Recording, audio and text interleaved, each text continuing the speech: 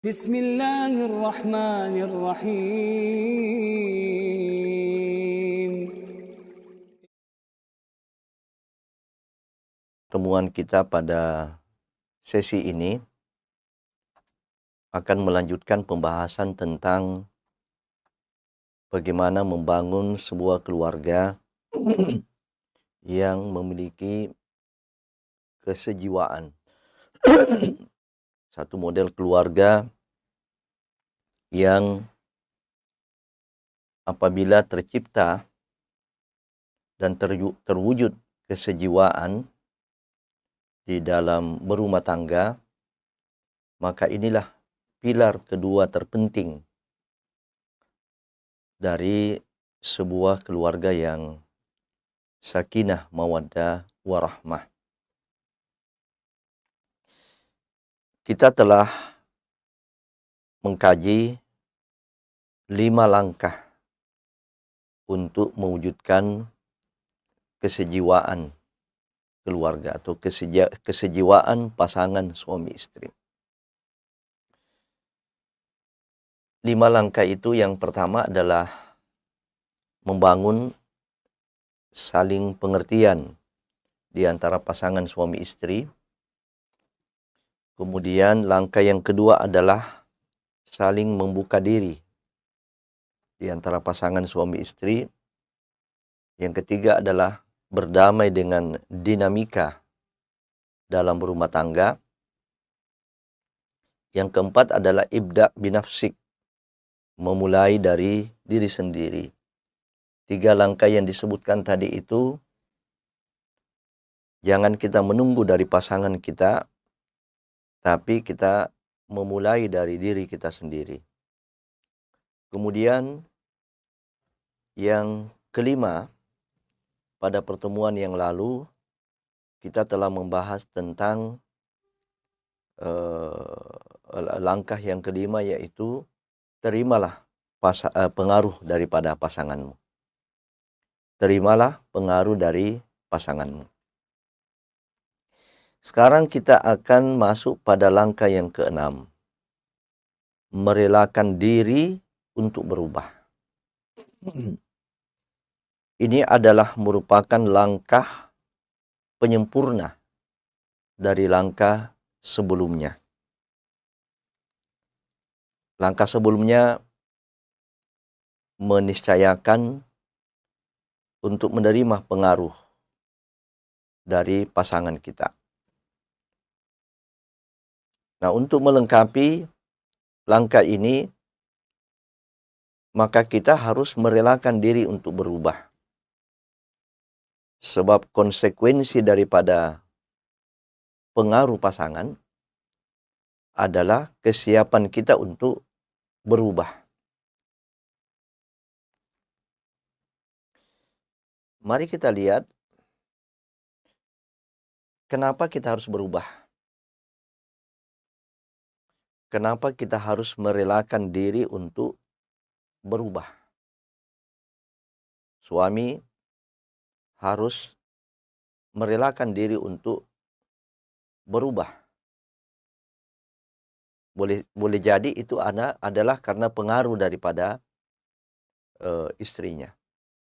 Demikian juga sebaliknya, seorang istri harus merelakan diri untuk berubah. Dan boleh jadi pengaruh perubahan itu bersumber dari suaminya. Kenapa harus demikian? Tentu kita kembali kepada logika daripada sebuah keluarga yang sejiwa, keluarga yang sudah tercipta chemistry. Nah, kesejiwaan chemistry di dalam berumah tangga ini pastilah di dalamnya harus ada saling mempengaruhi atau mau dipengaruhi dan kesiapan untuk berubah. Nah, ini kita lihat bahwa pernikahan sesungguhnya merupakan perubahan pernikahan sesungguhnya adalah merupakan satu momentum perubahan di dalam fase kehidupan kita, yaitu berubah dari status jomblo kepada status apakah suami atau sebagai istri. Apa ciri utama daripada status jomblo itu? Ya, hidup kita bebas, tidak terikat. Itu kalau kita masih berada pada fase jomblo. Hidup kita bebas, hidup kita tidak terikat. Ya, kalau ada ikatan-ikatan, ya itu ikatan rumah tempat kita tinggal, sekolah, kampus, tempat kita menuntut ilmu. Ya, tetapi di luar itu, umumnya kita bisa mengatur diri sendiri. Kita bisa menentukan apa yang kita inginkan. Dari waktu tidur kita,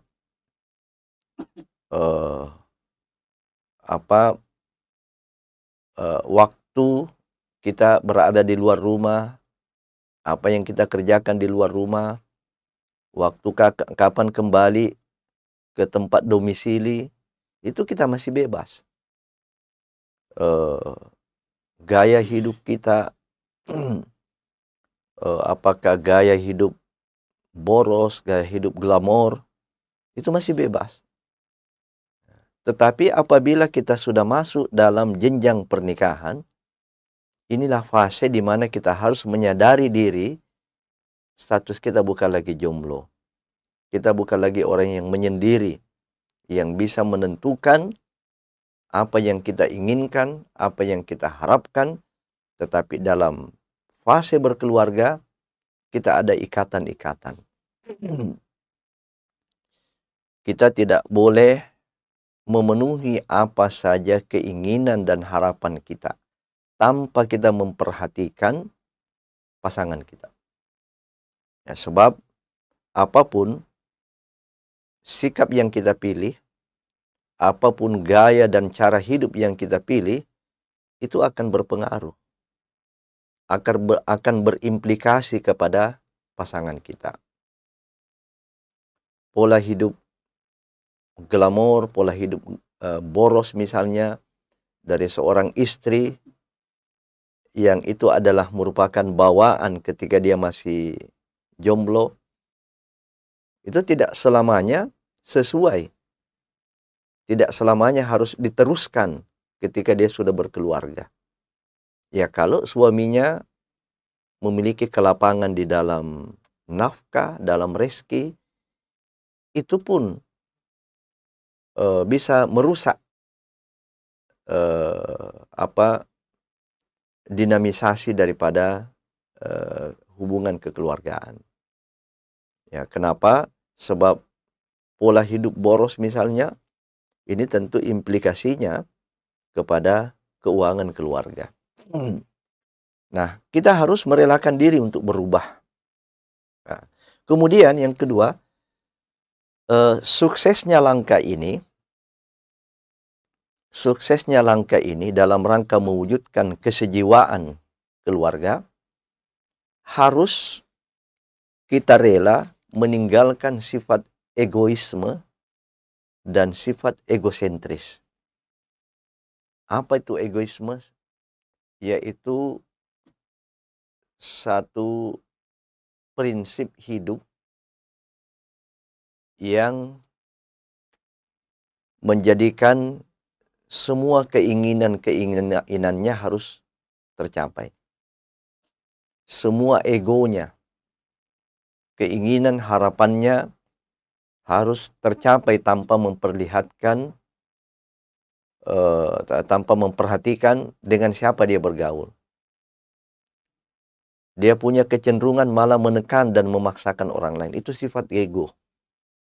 Tidak mau kalah, tidak mau mengalah. Ini adalah sifat ego.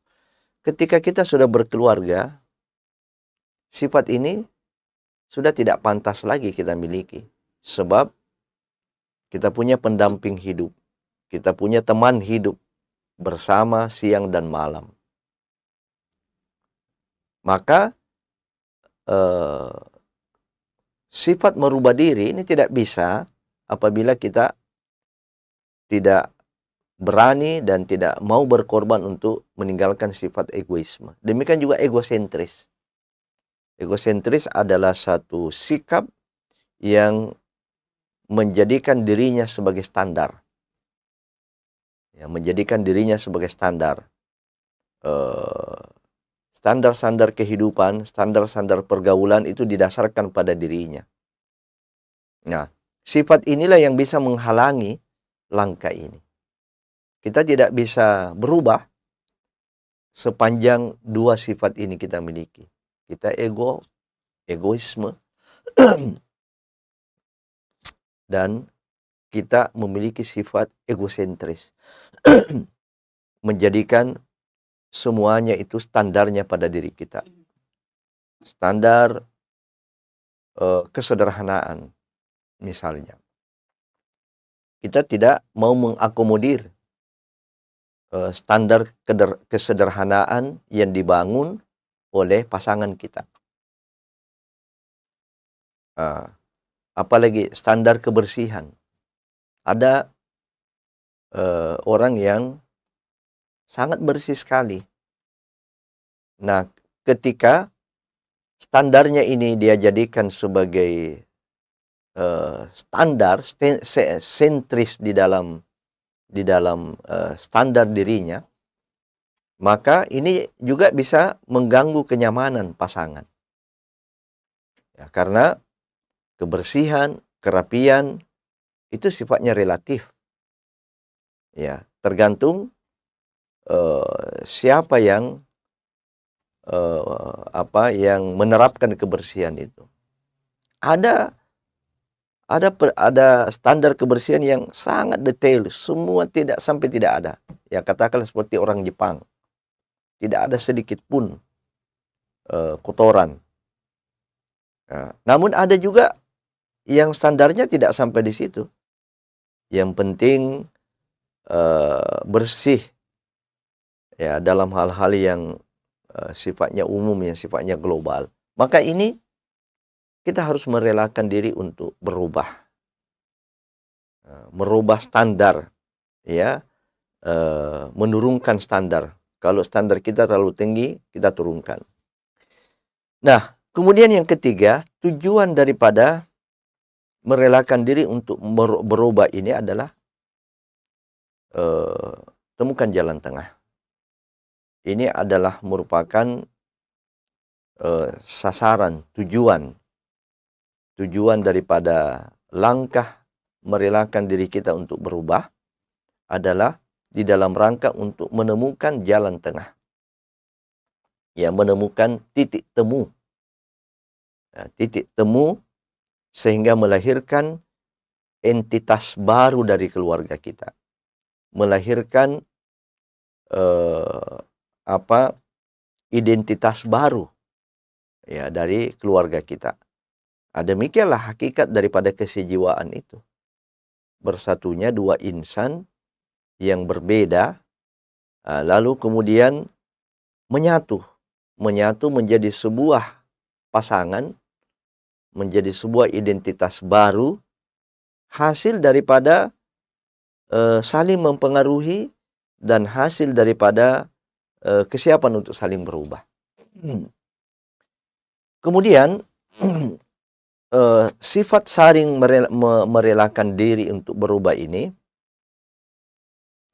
pada hakikatnya akan sukses, akan berhasil ketika kita rela meninggalkan kebiasaan-kebiasaan negatif maupun kebiasaan yang mengganggu kenyamanan pasangan. Nah, inilah sebenarnya juga inti dan hakikat daripada perubahan. Kita mau berubah terhadap kebiasaan-kebiasaan kita yang negatif ketika masih jomblo. Kita punya kebiasaan yang negatif.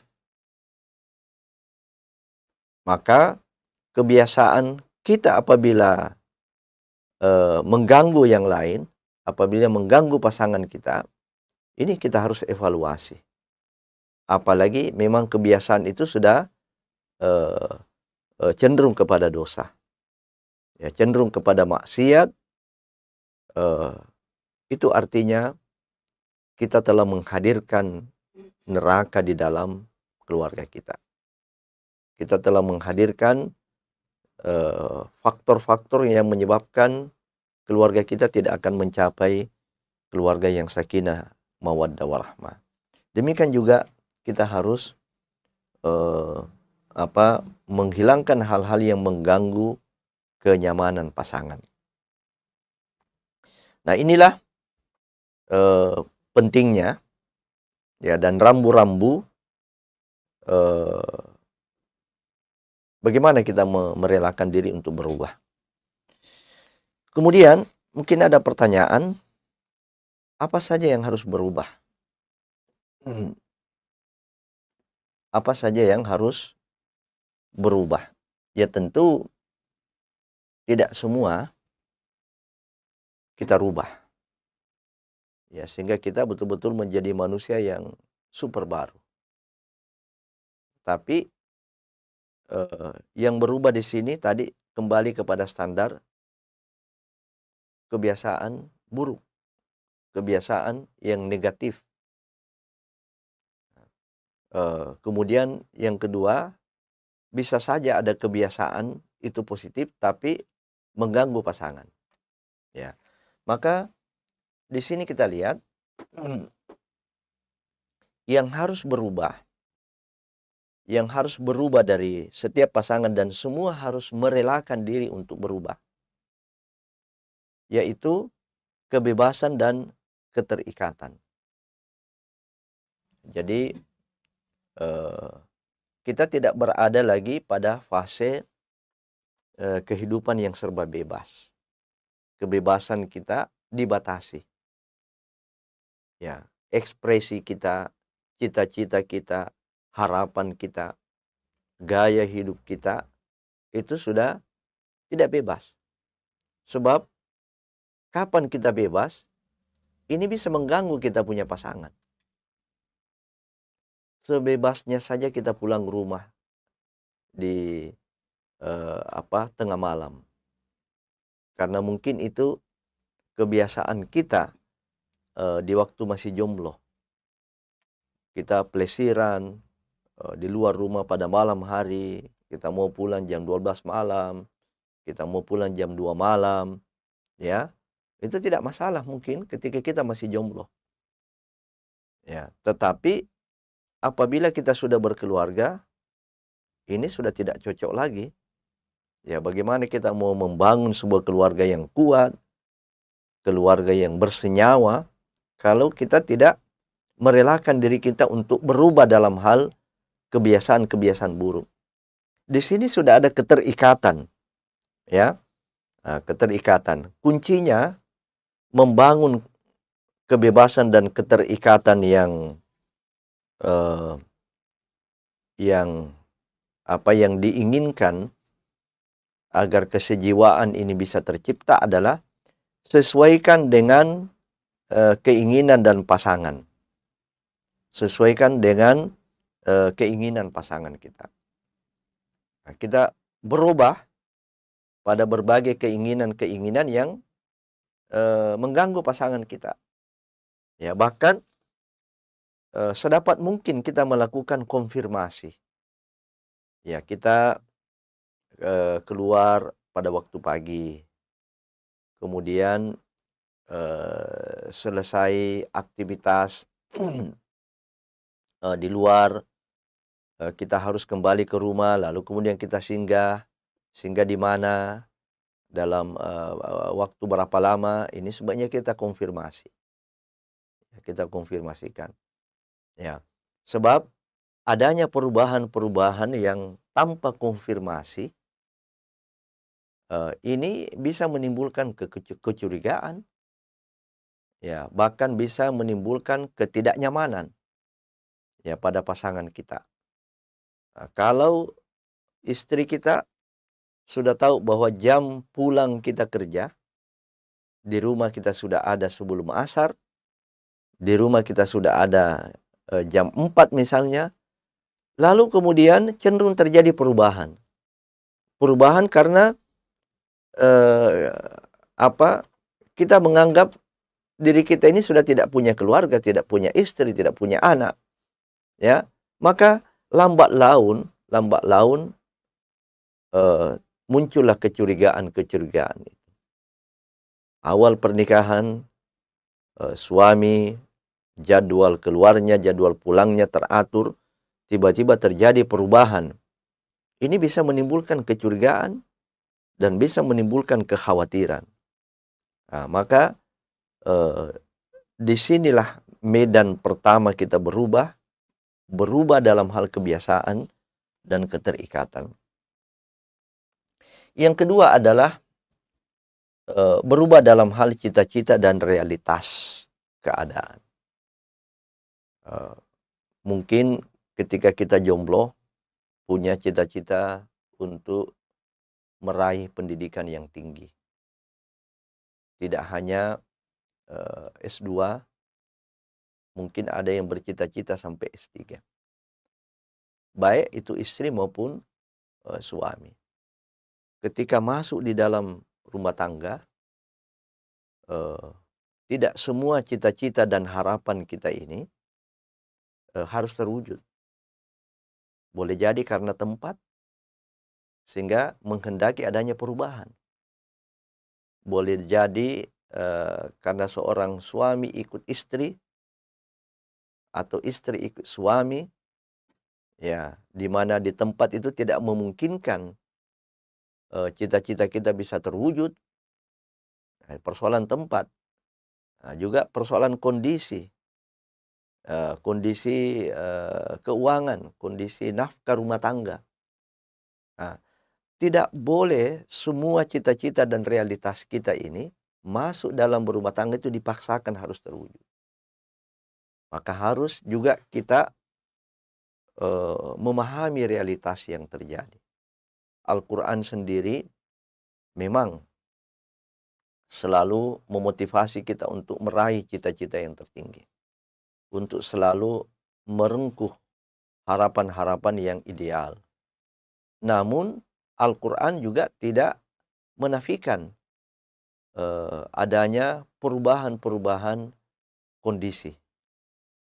Allah Subhanahu wa taala berfirman, ba'da a'udzubillahi minasyaitonirrajim, ya ayyuhalladzina amanu taqullaha ya ayyuhalladzina amanu taqullaha haqqa tuqatih wa la tamutunna illa wa antum muslimun. Nah, ini perintah untuk bertakwa yang ideal. Wahai orang yang beriman, bertakwalah kepada Allah dengan takwa yang sebenar-benarnya. Ini takwa yang ideal. Tapi Al-Quran juga menyebutkan fattaqullaha mastata'tum. Bertakwalah kepada Allah sesuai dengan kesanggupan. Kita berupaya bercita-cita yang ideal, memiliki harapan-harapan yang setinggi-tingginya, tetapi jangan sampai kita mengabaikan kondisi realitas yang terjadi. Disinilah diharapkan kesiapan pengorbanan. Kesiapan suami dan istri berubah, yaitu dengan cara siap mengorbankan rencana dan harapan-harapan. Yang ketiga adalah berubah kebiasaan dan gaya hidup. Merubah kebiasaan dan gaya hidup. Ini juga